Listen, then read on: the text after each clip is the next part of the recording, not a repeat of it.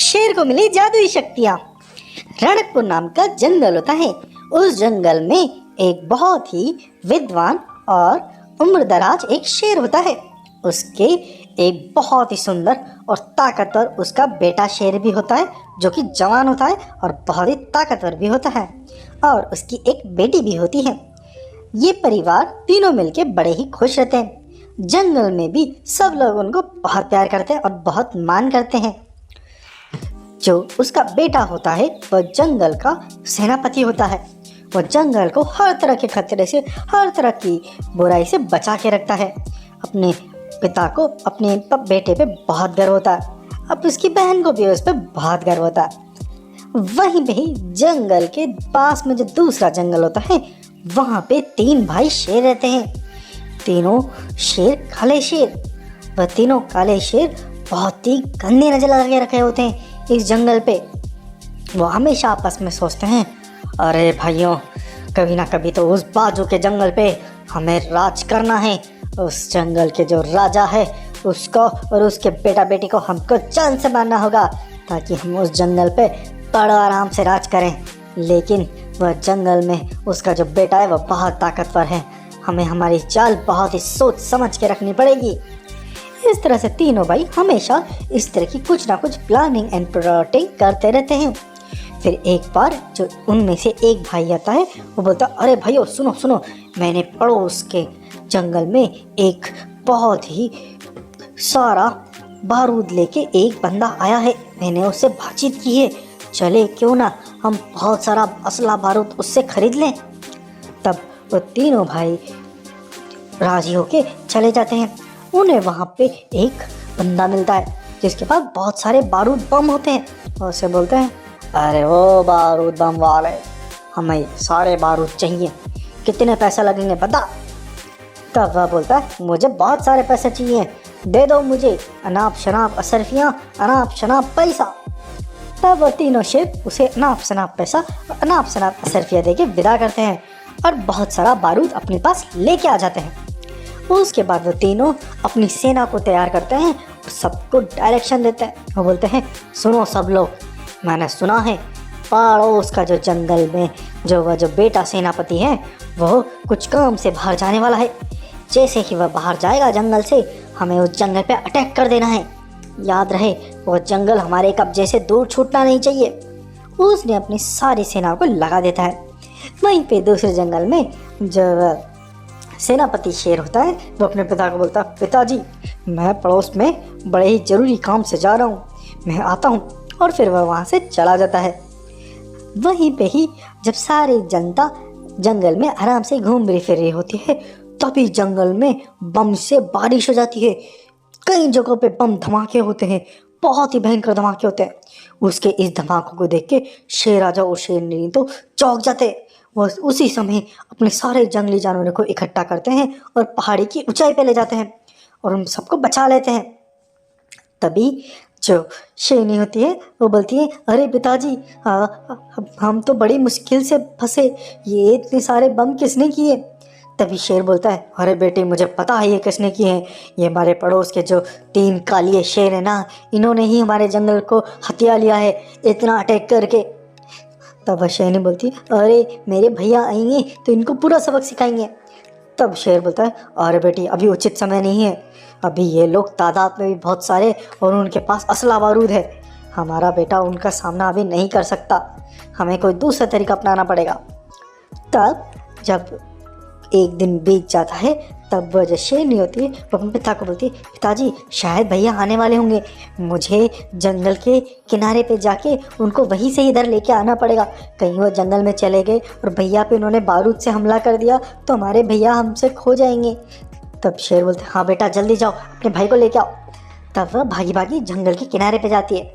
तब वह देखती है कि उसका भाई शेर सामने से आ रहा होता है। जैसे वो उसके पास आता है, बोलता, अरे बहना, क्या हुआ, तुम मेरा यहाँ पे इंतज़ार कर रही हो, क्या बात है, तुमको मेरी याद आ रही थी हैं। तो बोलती, हाँ हाँ भैया, आपकी बहुत याद आ रही थी, आपको पिताजी भी बहुत याद कर रहे थे। पिताजी नहीं, जंगल का हर जानवर तुम्हें बहुत याद कर रहा था। बोले, उस शेर को थोड़ा सा अजीब लगता है। बोलता, अरे बहना, ऐसा क्या हुआ, सब लोग मुझे ऐसे क्यों याद कर रहे हैं। तब वह बोलती है, अरे भैया आपको क्या बताऊं, जब आप चले गए तो हमारे जंगल पे अटैक हो गया। इतना भयंकर बम धमाकों से अटैक हुआ कि जंगल में बहुत सारे जानवर मारे गए। बाकी बहुत सारे जानवरों को हमने बचा के पहाड़ी पे भेज दिया। अभी अभी तो वह सब लोग सुरक्षित है। जब ये जो शेर सेनापति होता है एकदम चौंक जाता है, बोलता अच्छा हमारे राज्य पे इतना बड़ा अटैक, मेरे जाने के बाद ये किया क्या, ये किसकी हिम्मत है। तो वह बहन बताती है, अरे ये वही जो हमारे पड़ोस में जो 3 काली शेर है, इन्होंने ही वह किया है। लेकिन पिताजी ने बोला है आप डायरेक्ट जाके उनसे युद्ध न करें, क्योंकि उनके पास अभी बहुत सारा असला है और बहुत सारे सिपाही भी हैं। हमें कुछ और प्लान करना पड़ेगा, चलिए जल्दी से पिताजी के पास चलिए। तब वह शेर अपने पिता के पास जाता है और वो पिताजी को बोलता है, अरे पिताजी ये क्या हुआ, हमें उनको मुंह तोड़ जवाब देना चाहिए। तब उसके पिताजी बोलते हैं, अरे बेटा सुनो, अभी यह सही समय नहीं है, क्योंकि उनके पास बहुत ताकत है। हमें क्या करना पड़ेगा, उनसे ज़्यादा ताकत इकट्ठी करनी पड़ेगी। तुमको एक काम करना पड़ेगा, ये जो हमारे दूसरी तरफ जो काली पहाड़ियाँ हैं, तुम्हें वहाँ पे जाना पड़ेगा और वहाँ पे जाके एक दिव्य शक्ति का आह्वान करना पड़ेगा। तुम्हें उसके लिए तपस्या करनी पड़ेगी। तपस्या करोगे तो वह उस दिव्य शक्तियों से तुम्हें चमत्कारिक शक्तियाँ मिलेगी। उन चमत्कारिक शक्तियों से तुम इनका सामना कर पाओगे। लेकिन याद रहे, रास्ते में जाते समय बहुत सारी दुविधाएं और बहुत सारी समस्याएं आएंगी। तुम्हें उन सब समस्याओं को लड़ते हुए आगे बढ़ना पड़ेगा। तब शेर बोलता है, अरे पिताजी अपने राज्य और अपने पिता और अपनी बहन का मान रखने के लिए मैं किसी भी परेशानी से गुजर सकता हूँ। आप चिंता मत करिए, उस जादुई दिव्य शक्ति से मैं सारी शक्तियाँ लेके ही लौटूंगा और अपने राज्य का बदला जरूर लेके रहूँगा। उसके बाद वो उस काली पहाड़ियों के रास्ते पर निकल जाता है। जैसे ही वो काली पहाड़ी के नीचे निकलता है तभी बीच में एक नदी पड़ती है। वो नदी के पास में एक नाव होती है। तब वह नाव पे बैठ के उस नदी को पार कर रहा होता है। जैसे ही वो नदी को पार कर रहा होता है तभी वहाँ पे बहुत सारे 2 3 4 मगरमच्छ आ जाते हैं। सब मगरमच्छ मिलके उस पर अटैक करने की कोशिश करता है। बोलता है, अरे वो शेर तू इधर से गुजर रहा है, लेकिन तुझे हमें हमारे निवाला बनना पड़ेगा, हम तेरे को अभी खा जाएंगे। उसके बाद उसकी नाव को वो गिरा देते हैं। उसके बाद मगरमच्छों में और उस शेर में लड़ाई शुरू हो जाती है। और तब जो सेनापति शेर होता है उसे लगता है इन मच्छरों को सबक सिखाना ही पड़ेगा। उसके बाद वो एक मगरमच्छ को तो पंजा मार के दूर फेंक देता है। ऐसे ही वो लड़ाई करता जाता है, लेकिन मगरमच्छों की तादाद तो बढ़ती जाती है।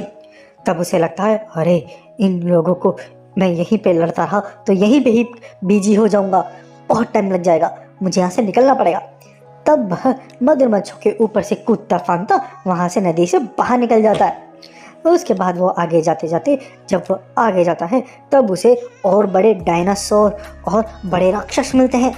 वह लोग भी उसे बोलते हैं, अरे अब तू इधर आया है, तुझको हम खा जाएंगे। लेकिन वह शेर बोलता है, अरे तुम मुझे क्या खाओगे, तुम्हें मुझे खाने के लिए मुझसे लड़ना पड़ेगा। तब शेर और उन सब से भी लड़ाई करता है। जो डायनासोर होते हैं वो अपने मुंह से आग फेंकते हैं तो वह उससे बचता है, और जो दैत्याकारी राक्षस होते हैं वो उसकी तरफ लड़ने के लिए आते हैं। तब ये शेर सोचता है, अरे क्या करूं, इन लोगों को कैसे मैं बचूं।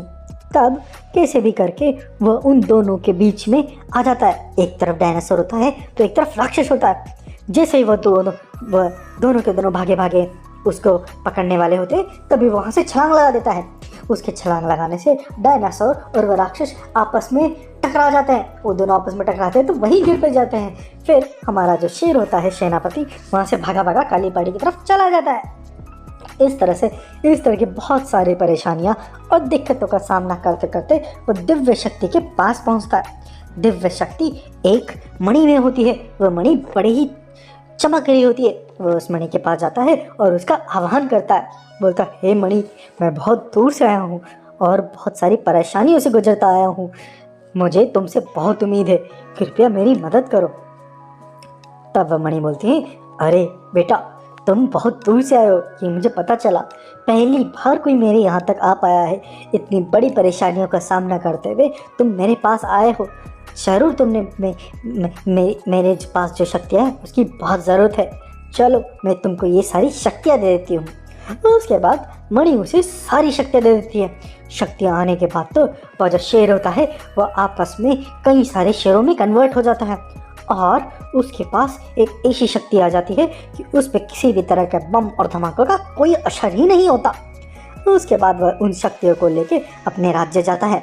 वह अपनी बहन से वहीं पे नदी के किनारे बात कर रहा होता है। उसे बोलता है, अरे बहन, अब डरने की ज़रूरत नहीं है, तुम अब चिंता मत करो, हमारा राज्य अब हम बहुत जल्दी उनसे लेके ही रहेंगे।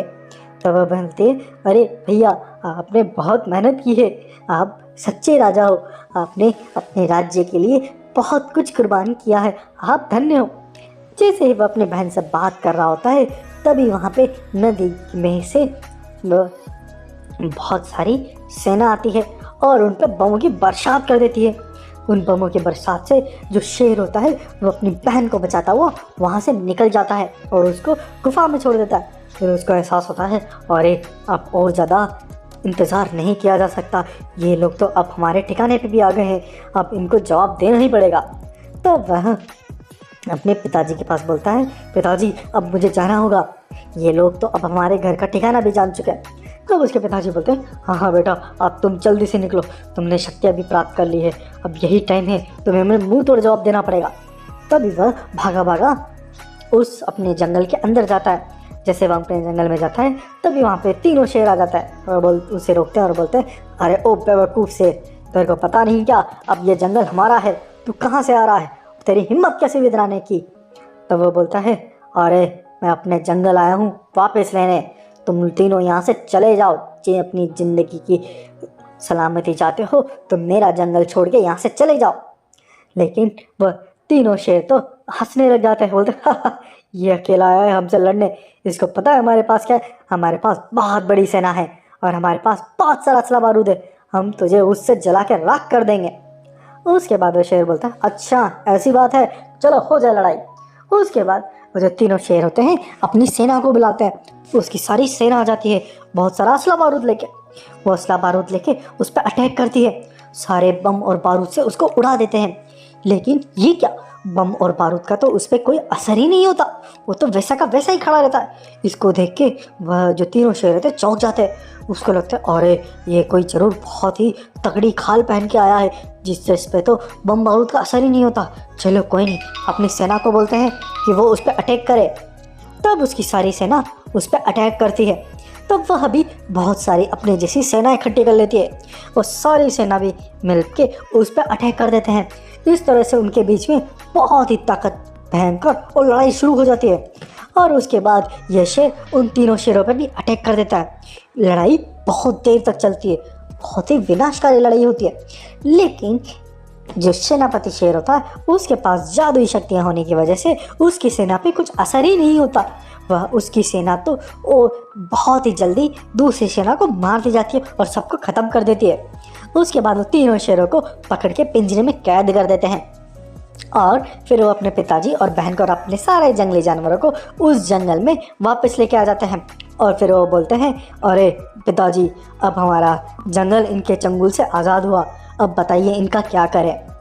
तब उसके पिताजी बोलते हैं, बेटा तुम एक काम करो, इन तीनों को ले जाओ और काली पहाड़ी के वहाँ पे एक पिंजरा है, वहाँ जाके बंद कर दो। तब यह शेर ऐसा ही करता है, उनको काली पहाड़ी पे ले जाता है और वहाँ ले जाके एक पिंजरे में उनको हमेशा हमेशा के लिए बंद कर देता है और वापस अपने जंगल आ जाता है। जैसे ही वह अपने जंगल आता है तभी जंगल के अंदर बहुत ही सारे खुशियाँ मनाई जाती है, बहुत ही उत्सव मनाया जाता है। तब वह देख के बड़ा ही खुश होता है। तभी वह अपने पिताजी से बोलता है, अरे पिताजी, हमारा जंगल वापस मिल गया, इसकी खुशी मना रहे हैं, बहुत अच्छी बात है। तब उसके पिताजी बोलते हैं, अरे नहीं नहीं बेटा, जंगल हमें वापस मिला है, केवल यही बड़ी खुशी की बात नहीं है, इस जंगल में एक और बड़ी खुशी की बात है। वो ये रहे कि इस जंगल को अब नया राजा मिल गया है, अब इस जंगल को अब तुम्हें संभालना है, इस जंगल के राजा अब तुम हो, मुझे अब रिटायरमेंट दे दो, मैं अब रिटायर होकर आराम करूँगा। उसके बाद वो बोलता है, अरे अरे पिताजी, कैसी बात कर दी आपने कोई बात नहीं, चलिए ठीक है, मैं अब इस जंगल को संभालता हूँ, अब आप आराम करिए। और उसके बाद जो जंगल के राजा होते हैं अपने बेटे को जंगल का सिंहासन देके आराम करने चले जाते हैं। इस तरह से इस जंगल में सुख शांति फिर से लौट आती है और सारे जंगल जानवर भी अपने जो नए राजा होते हैं उसका स्वागत करते हैं और बहुत आनंद में रहते हैं। इस तरह से इस कहानी का होता है हैप्पी एंडिंग। हैप्पी